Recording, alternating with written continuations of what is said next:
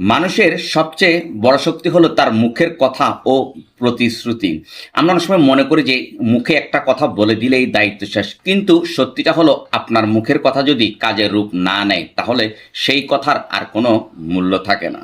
আমাদের প্রত্যেকেরই কিছু জিনিস মাথায় রাখা জরুরি, যে প্রতিশ্রুতি মানে শুধুমাত্র অন্যকে দেওয়া অঙ্গীকার নয়, এটা আপনার চরিত্রের প্রতিফলনও মিন্স করে।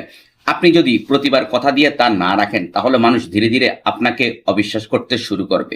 ভদ্রতা, জ্ঞান, অর্থ বা প্রতিভা সবকিছুই খুব সহজে হারিয়ে যায় যখন মানুষ আপনার মুখের কথা আর বিশ্বাস করতে পারে না। তাই আসল ব্যক্তিত্ববান সেই, যিনি যা বলেন তা করে দেখান। একজন মানুষের সম্মান, সাফল্য এবং গ্রহণযোগ্যতা তখনই তৈরি হয় যখন তার কথা ও কাজের মধ্যে মিল থাকে। সুতরাং কথা কম বলুন, কিন্তু যা বলবেন তা পালন করুন। এতে করে আপনার সম্মান, ভ্যালু ও প্রভাব শতগুণ বেড়ে যাবে। Thanks for watching.